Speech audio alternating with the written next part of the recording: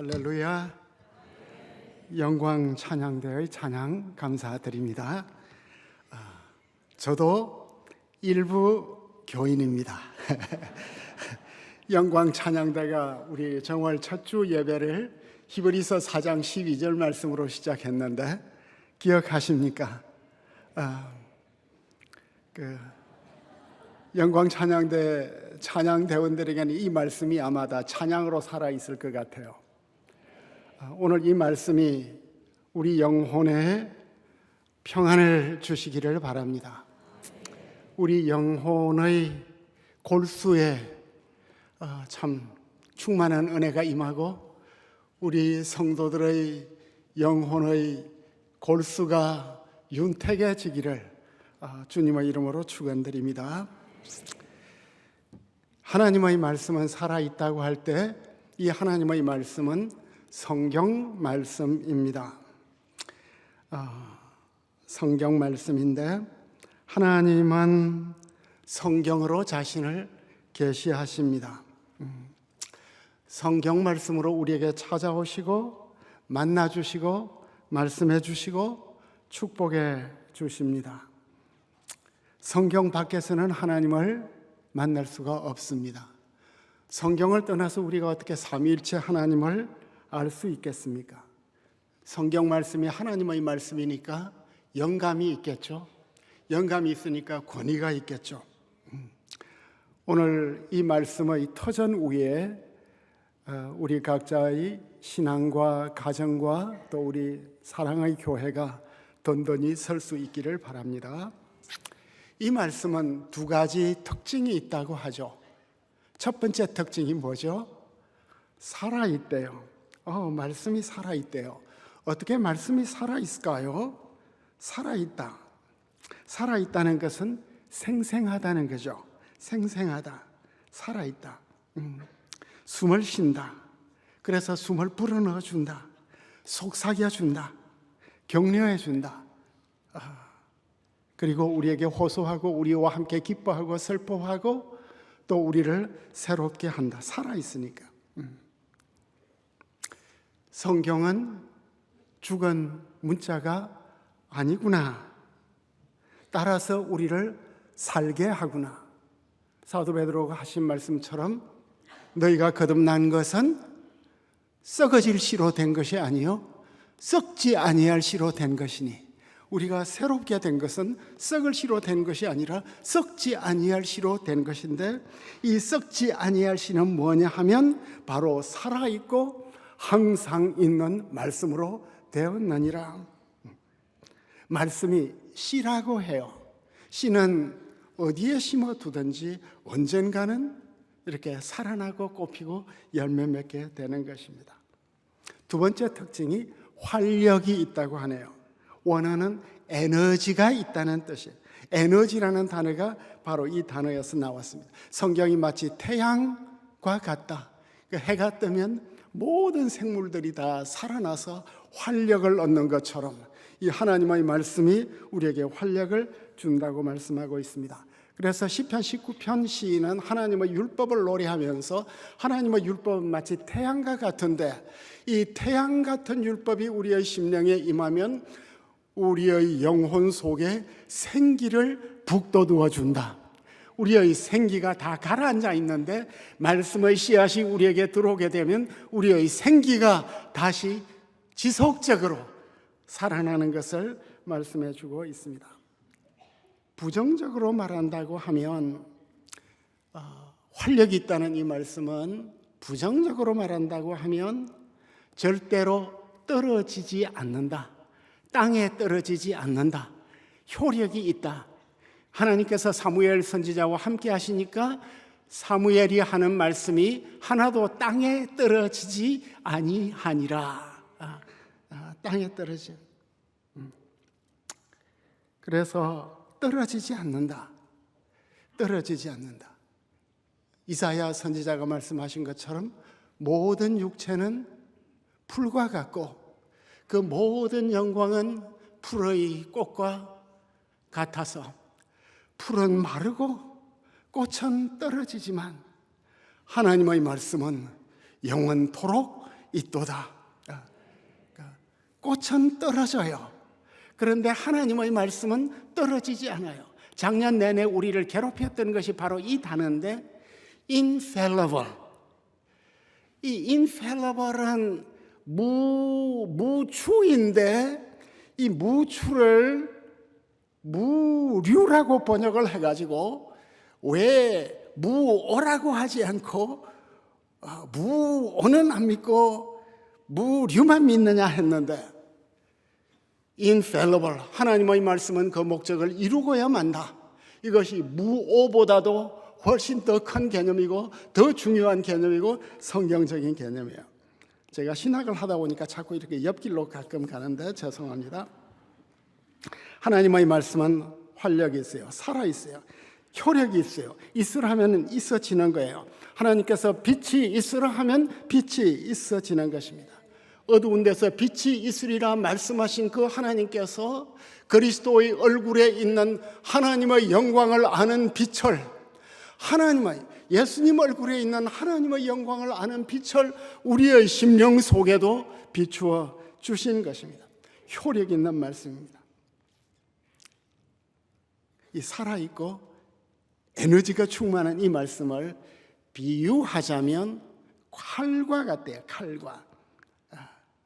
이 말씀은 칼이래요. 성령의 검, 곧 하나님의 말씀을 가지라고 말씀하셨는데 양날의 검이래요. 예리하대요. 좌우의 날선 어떤 검보다도 더 예리하다. 광선검보다 예리하다. 스팅보다 예리하다. 문학가들이 상상한 그 어떤 검보다 예리한다. 최상급이에요. 우리말 성경 번역에서는 이 양날선 이 검이 찔러 쪼갠다. 찔러, 아파. 말씀이 임하면 아파. 나를 찌르네. 좀 부정적인 단어 같아요. 찌른다로 번역을 했는데 pierce 한다는 건데 이걸 달리 번역을 하면 penetrate 한다. 뚫고 들어온다. 이 말씀은 우리 속에 뚫고 들어온대요. 관통한대요. 관통한다. 마치 엑스레이처럼 침투한대. 말씀이 우리 속에, 영혼 속에 침투해요. 그리고 두 번째 단어가 뭐냐 하면 찔러 쪼갠다인데 이 쪼갠다는 이 단어가 신약 성경에서 두 번 나오는데 같은 히브리서에 두 번 나오거든요. 그 첫 번째 나오는 것이 히브리서 2장 4절인데 성령께서 나누어 주신다. 교회를 위해서 많은 은사를 나누어 주신다. 그러니까 구별을 해준다. 하나님의 말씀은 우리 영혼 속에 관통하고 침투할 뿐만 아니라 우리의 이 무질서한 많은 정신세계, 생활습관 이런 것들을 짜임새 있게, 질서 있게 잘 구별해 준다, 나누어 준다, 분간해 준다. 어느 정도 짜임새 있게 해주느냐 하면 첫 번째로 혼과 영을 갈라놓는다. 대부분의 주석가들은 혼과 영을 동의어로 보고 영혼이라고 생각을 하고 인간의 심층적인 차원이라고 생각을 하는데 이 단어는 사실 너무 폭넓게 사용되고 있어요.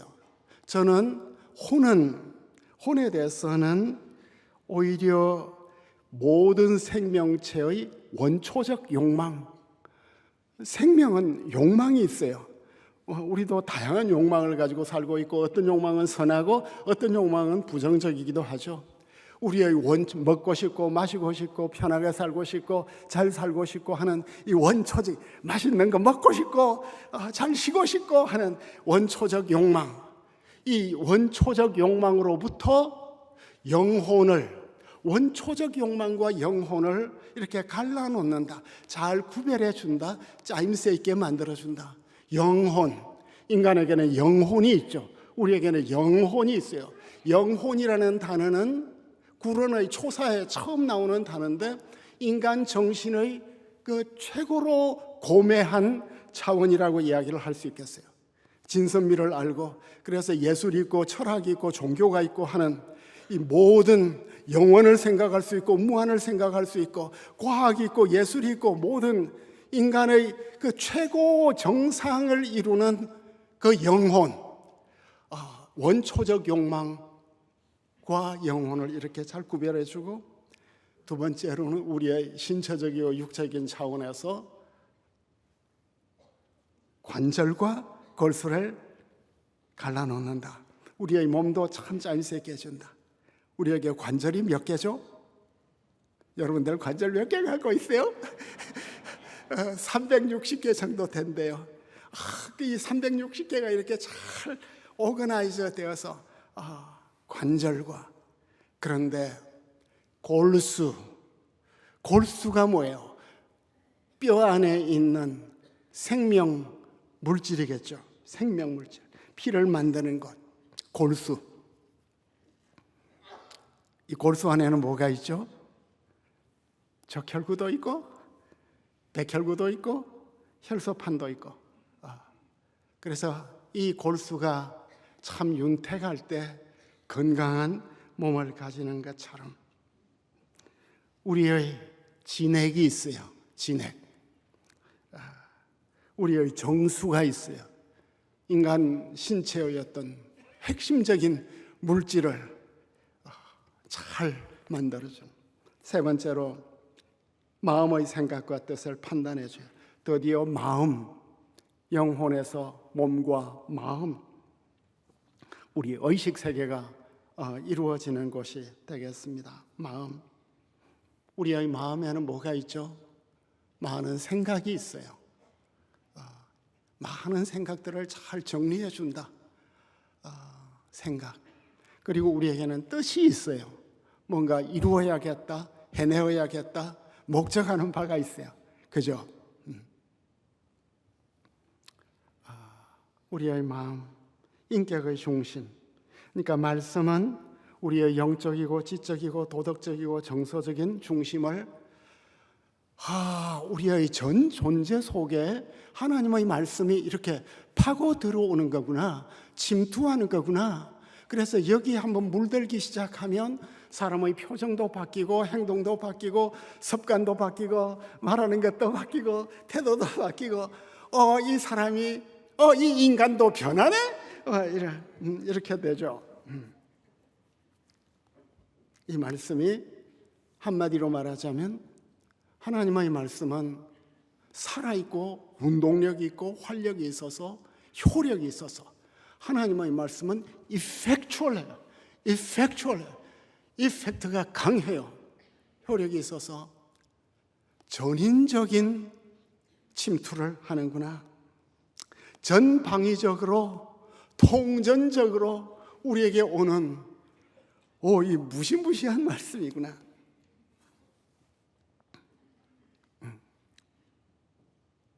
그래서 이 하나님의 말씀이 우리에게 들어오면 갑작스러운 회심이 일어나요. 요한 칼빈 선생이 자신은 중세의 온갖 미신에 사로잡혀가지고 완고하게 그 미신을 믿고 살았는데 어느 날 하나님께서 나에게 갑작스러운 회심을 주셔서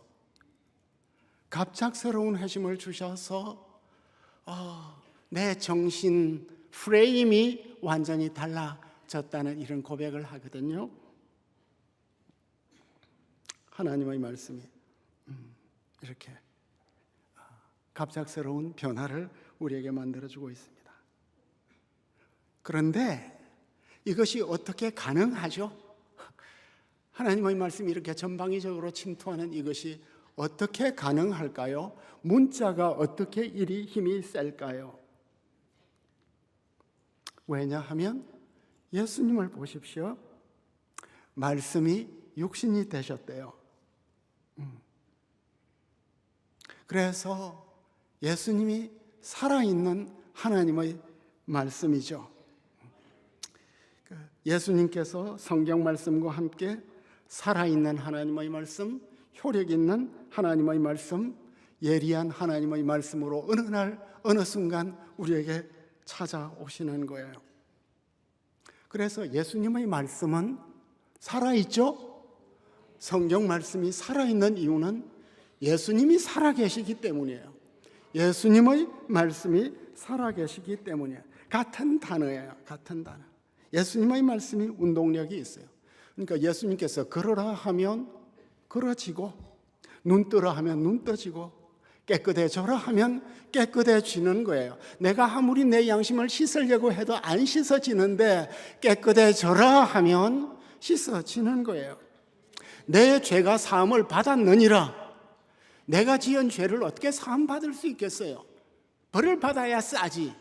그런데 예수님께서 내 죄가 사함을 받았느니라 하면 그 말씀이 내 속에 들어오는 순간 내 죄짐이 다 벗겨져 버리는 거예요.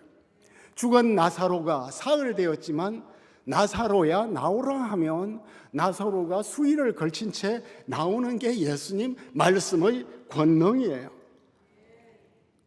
사도 요한이 요한계시록 1장 17절에서 사도 요한이 예수님의 모습을 보고 너무나 놀랐는데 그가 오른손을 내게 얹고 이르시되 두려워하지 말라. 두려워하지 말라. 내가 처음이요 나중이다. 내가 알파와 오메가이다. 곧 살아있는 자다. 나는 살아있는 자다. 그런데 내가 전에는 죽었다. 볼지어다 내가 세세토록 살아있어 사망과 음부의 열쇠를 가졌느니라. 예수님이 살아계시고 그냥 살아계신 것이 아니라 완전히 죽었다가 장사 지낸 바 되었다가 사흘 만에 부활의 능력으로 살아났기 때문에 우리의 모든 죽음과 저주와 고민과 고통과 음부의 열쇠를 가지신 예수님께서 우리를 건져내시는 거예요. 예수님이 살아계시기 때문에 예수님의 말씀이 살아있는 것입니다. 예수님의 말씀이 그런데 칼이래요. 요한계시록 1장 16절에 그가 오른손에, 그의 오른손에 7별이 있고 예수님의 오른손에 있는 7별은 교회의 지도자들이에요. 주님의 오른손에 교회 지도자들이 붙잡혀 있는데 예수님의 입에서 좌우에 날선 검이 나오고 그 얼굴은 해같이 빛나더라. 그래서 예수님 말씀은 바로 영이고 생명이에요. 예수님께서 친히 하신 말씀이죠. 살리는 것은 영이다. 아무리 여러분들이 화장을 멋지게 해도 영이 죽으면 다 죽은 거다. 살리는 것은 영이다. 육은 무익하다. 내가 너희에게 이런 말이 영이요 생명이다. 예수님 말씀이 영이고 생명이에요. 예수님 말씀이 우리에게 들어오면 우리의 영혼이 새로워지고 우리의 생명이 새로워지는 거예요. 이게 무슨 말일까요? 교회의 많은 교부들과 많은 성도들은 이런 체험을 우리에게 말해주죠. 다산 정약용이 1783년 4년 경희시 시험에 합격을 한 이후에 저 다산의 그 두물머리에서 배를 타고 그 형제들과 함께 배를 타고 한강으로 내려오고 있었어요. 그리고 이벽 선생과 함께 배를 타고 내려오는데 성경 말씀을 그때 들었습니다. 그래서 처음으로 성경 말씀을 들었는데 다산의 고백이에요. 배 안에서 천지가 창조되는 시원이나 천지 창조 이야기, 완전히 뭐 태극이니 음양이니 오행이니 이발이니 기발이니 이 조선 성리학의 그 번세한 세계 속에 살고 있다가 천지가 창조된 시점이 있었다. 인간에게 신체와 영혼이 있고 그리고 삶과 죽음의 이치에 관하여 들으니 놀랍고 기이하여 마치 은하수가 무한한 것 같았다. 서울에 돌아오자마자 몇 권의 책을 보고 비로소 기뻐하여 마음이 기울어졌다. 조선 최고의 경학자 다사는 이 세계관의 변화, 말씀 속에서 온 세계, 동양의 주역적 세계관에서 성경의 창조와 구원의 세계관으로 이동을 하니까 사서삼경과 그가 평생 공부했던 모든 글자가 다 살아 움직이고 전혀 다르게 해석이 된 거예요. 말씀이 들어오면 우리의 세계관이 변하고 가치관이 변하고 인생관이 변하고 인생이 새로워지는, 말씀이 살아있고 효력이 있는 거예요. 그렇다면 이 예수님의 영을 우리가 어떻게 받을까요? 이 예수님의 생명을 우리는 어떻게 받을까요? 어떻게 받죠? 예수님의 영을 어떻게 받고 예수님의 생명을 어떻게 받을까요? 쉽죠? 답은 믿음으로 받아요. 믿음으로 받아요.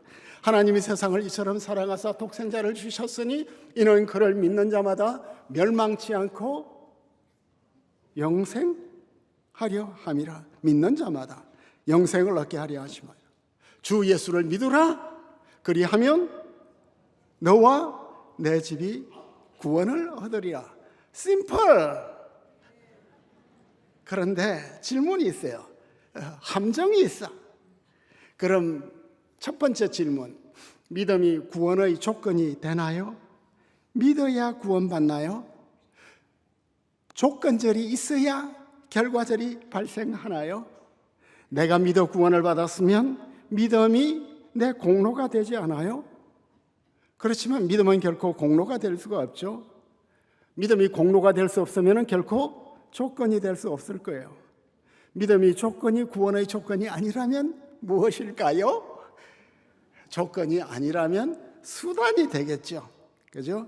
조건은 원인이 있어서 결과가 발생하는 것인데 수단은 이미 주어진 것을 받는 거죠. 그죠? 수단은 통로예요. 그럼 구원은 뭐예요? 구원은 하나님의 선물이래요. 그러니까 하나님은 우리에게 구원의 선물을 주시기를 원하는데 우리가 그 구원의 선물을 받으면 돼요. 손을 내미는 거예요. 12해 혈루증으로 앓던 여자가 예수님의 옷자락에 손을 대니까 혈루증이 즉시 그치는 것 같아요. 그러니까 하나님의 자녀가 되는 선물, 영생의 선물, 은혜의 선물, 기독교가 가지고 있는 이 무궁무진한 보화의 선물, 이 모든 게 다 받겠다는 거예요. 받을 거예요? 안 받을 거예요? 받겠다는 게 믿음이에요. 믿음은 이렇게 받겠습니다. 고맙습니다. 두 번째 질문. 그럼 회개해야 믿을까요? 믿을 수 있나요? 성경에는 믿기 전에 널 회개하래요. 이때부터 예수님께서 비로소 전파하여 이르시되 회개하라 천국이 가까이 왔느니라. 그렇다면 회개해야 천국에 들어갈 수 있나요? 여기에 오랫동안 교회 나오면서도 회개하기 싫어서 안 믿는 인간들이 많을 거예요. 회개해야 믿을 수 있으면 회개가 구원의 조건이 될 것 같아요. 믿음의 조건이 되는 거예요. 어느 신학자가 열매로 알리라 이런 큰 두꺼운 책을 썼는데 회개의 열매가 있어야 믿음이 있는 거예요. 일반적으로 보면 믿기 전에 크게 회개를 해요. 그런데 회개가 그냥 되나요? 회개하고 싶어도 안 돼요. 왜 안 돼요? 우리는 영적으로 죽은 인간이기 때문이에요. 죽은 인간이 무슨 회개를 하겠어요? 그러니까 회개를 하려면 신학적으로 효과적인 부름이 있어야 돼요. effectual calling이 있어야, 하나님이 효과적으로 불러주셔야 회개가 되는 거예요.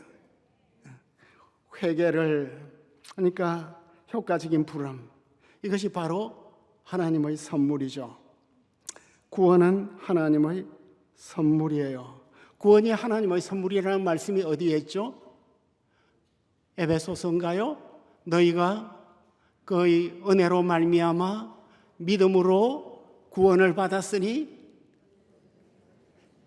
이것이 너희에게서 난 것이 아니요 하나님의 선물이니 이는 행위로는 구원을 받을 자가 없네. 여기 토빗의 교인들이 많은 것 같아요. 이 정도는 지금 진짜 중요한 거예요. 복음이 뭐냐는 거예요.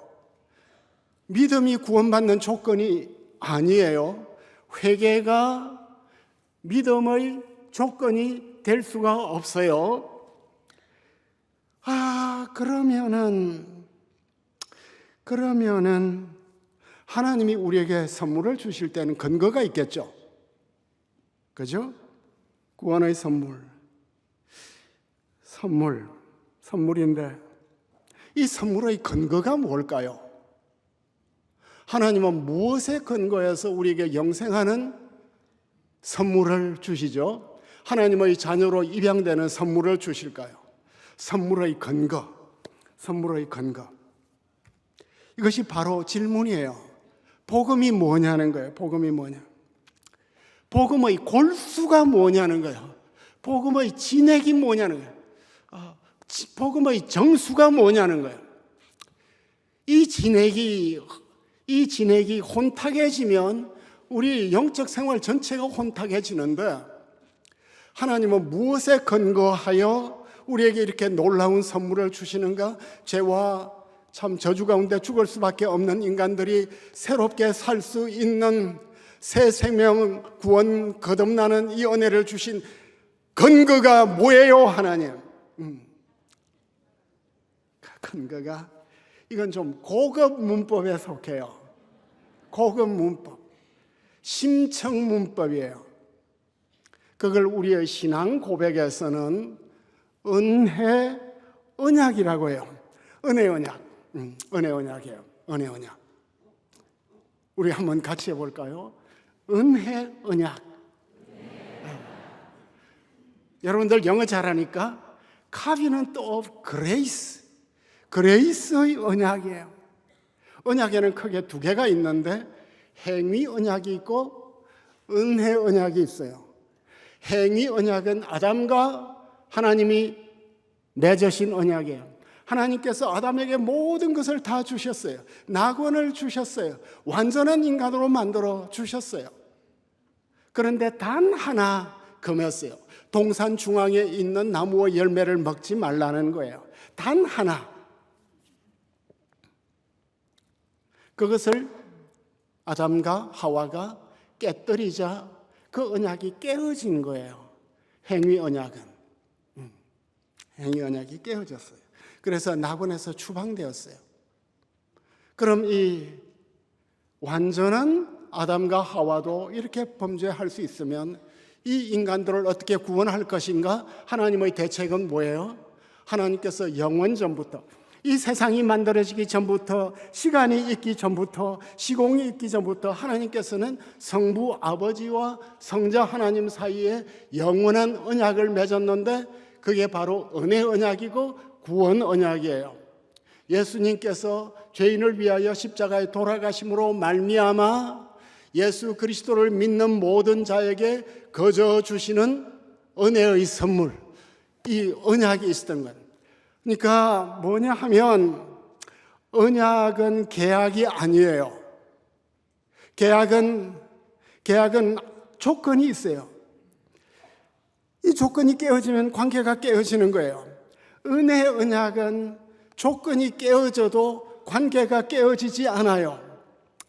은혜 언약은 그러니까 뭐라고 이야기를 할 수 있죠? 은혜 언약은 무조건적이에요. unconditional해요. 은혜 언약은 무조건적이고 일방적이에요. 모든 계약과 조약은 쌍방적인데 은혜 언약은 일방적이에요. 하나님이 이니시에이트한 거예요. 하나님이 시작한 거예요. 하나님이 모든 것들을 다 이끌어 가셔요. 모든 계약과 조약은 영원하지 않아요. 국제적인 조약도 5년 이상 가는 게 거의 없대요. 이 언약은 영원해요. 무조건적이고 일방적이고 영원한 언약이에요. 그래서 이 언약은 희사라고 할 수 있어요. 선물이에요. 오늘 우리가 왜 이 성경에도 없는 은혜 언약 이야기를 할까요? 복음의 골수가 뭐냐는 거예요. 복음의 골수. 왜 우리가 이 은혜 언약을 믿고 살아야죠? 우리 장로교 신앙 고백은 웨스트민스터 신앙 고백에 근거하는데, 웨스트민스터 신앙 고백의 제 7장이 바로 이 은혜 언약을 길게 다루어 주어요. 새 언약이에요. 말하자면 예수님께서 자신의 피로 세운 새 언약의 핵심 내용이 바로 은혜 언약인데, 왜 우리가 이 언약을 늘 믿고 살아야 할까요? 이 언약을 지켜야 할까요? 왜냐하면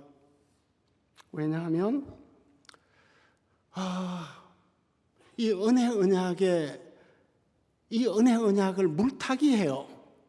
이 은혜 언약을 왜곡해요. 우리가 어떻게 해요? 쉽게 우리가 율법주의에 빠지면 돼요. 율법주의가 사전적으로는 쉬워요. 선행과 율법을 지켜서 구원을 받는 거라는 건데, 율법주의는 그렇게 단순하지 않아요. 예수님이 평생 온갖 다양한 사람들하고 싸운 게 율법주의예요. 그러니까 교회의 가장 무서운 질병은 율법주의라고 이야기를 할 수 있겠어요. 율법주의는 힘이 너무너무 세요.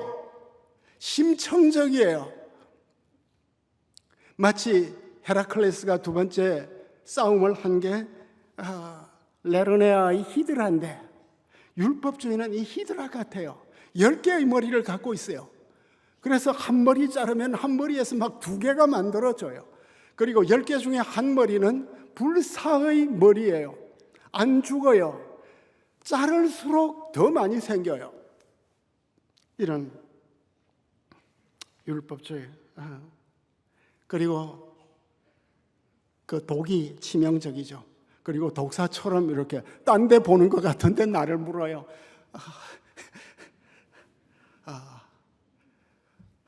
율법주의. 우리 모두 쉽게 빠져요. 그러니까 율법주의자들은, 좀 지독한 율법주의자들이 우리 주위에 많아. 한국교회에 너무 많아졌어. 소위 진리와 진실과 정의와 교리를 독점하는 이 무서운 인간들. 우리 충분히 율법주의자들에게 시달렸어. 이제는 바닥에서 뒹굴다가 우리 일어나서 힘내고 있는 거예요. 그런데 율법주의는 한마디로 정의를 주장하지만 정죄하죠. 그죠? 정죄하는데, 율법주의의 가장 큰 문제는 정서예요. 정의도 아니고 정죄도 아니고 정서예요. 그러니까 율법주의에 감염되면 하나님이 갑자기 좀 싫어져요. 그리고 하나님이 너무 인색한 것 같아요. 하나님이 너무 가혹한 것 같아요. 하나님은 선하시잖아요. 탕자의 아버지처럼 선한 아버지신데 하나님의 선하심이 믿어지지 않아요. 그러니까 내 마음이 너무나 싸늘해져요. 냉정해져요. 그러니까 율법주의는 마치 뭐와 같으냐 하면 산성비 같아요. 그러니까 산성비 내리면 다 죽잖아요. 그러니까 여러분들 마음속에 산성비 내리는 거 좋아요? 싫어요? 우리 교회에 산성비 내리면 될까요? 안 될까요? 우리에게는 단비가 내려야죠. 말씀은 단비고 율법주의는 산성비예요. 초토화시켜요, 모든 생명체를. 그러니까 아담과 하와도 처음에 율법주의에 빠진 거예요. 사탄이 하나님께서 정말 동산에 있는 모든 열매 못 먹게 했냐? 충격을 받은 거예요. 하나님은 다 먹게 하셨어요. 그러니까 하와가 뭐라고 대답을 해요? 다 먹게 하셨지만 하나는 먹지도 말고 만지지도 말라. 그러니까 말씀을 이렇게 믹스해버리죠. 언제 하나님이 반드시 말렸어요. 그러니까 갑자기 하나님도 교회도 신앙도 다 좀 싸늘해지는 거예요. 그러니까 마음이 차가워지는 거예요. 냉혹해지는 거예요. 그러니까 우리는 은혜 언약 가운데 살아요. 그러니까 하나님의 무조건적이고 일방적이고 영원하신 은혜 언약 가운데 살기 때문에 우리가 그 통치 가운데 늘 살려고 해야 돼요. 이 은혜 언약 속에 살아야 우리가 율법주의를 이기고 또한 반율법주의를 극복할 수 있어요. 이상하게 율법과 그죠? 율법이요 하는 인간들 보면은 지긋지긋하죠. 자기에게는 안 갖다 대요. 그러니까 이 율법주의자의 대표적인 인간이 레 미제라블의 자베르 같은 인간이에요. 19년 전에 빵 하나 먹은 이 장발장이 아무리 변해도 끝까지 추적해서 추락시키려고 하는 율법주의가 이 나라에서 물러갈지어다. 은혜 언약이 임해야 이 율법주의를 임해요. 근데 자베르가 마지막에 어떻게 해요? 자살해요. 그러니까 율법주의에 빠지면 이상하게 반율법주의자가 돼요. 그래서 율법주의하고 반율법주의는 이란성 쌍둥이래요. 그러니까 여러분들의 심령이 참 하나님의 은혜에서 떠나면 딴짓해요. 율법 다 깨뜨려요. 그런데 은혜 받고 새 언약 받으면 뭐예요? 우리는 율법이 이제는 우리의 생활의 규범이 되는 거죠. 이렇게 되는 거예요. 오늘 주제가 뭐죠? 복음의 골수. 이게 복음의 골수예요. 믿음은 구원의 조건이 아니에요. 회개해야 믿음 있는 거 아니에요. 회개하며 믿고, 그죠? 회개와 믿음의 관계는 회개하면서 믿고 믿으면서 회개하는 거예요. 그러면서 예수님을 닮아가는 거예요. 우리에게 복음의 골수가 있어요. 이 골수를 안 지키면, 이 골수를 잊어버리면 구원파에 빠져버려요. 엉뚱한 신앙생활을 하는 거예요. 이 골수가 윤택하기를 바랍니다.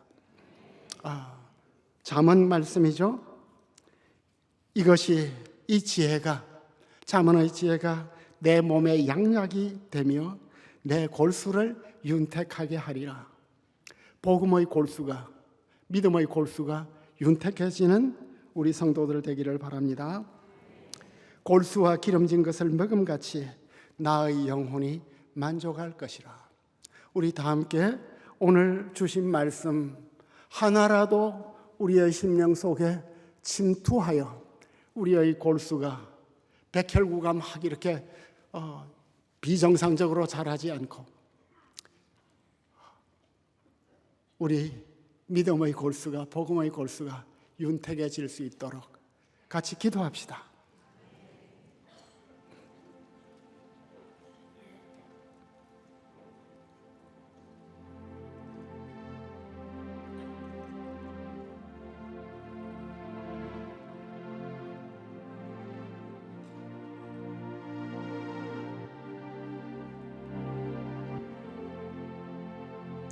하나님 아버지, 오늘 우리가 주님의 은혜를 사모하며 이 새벽같이 주님의 몸된 교회에 나왔습니다.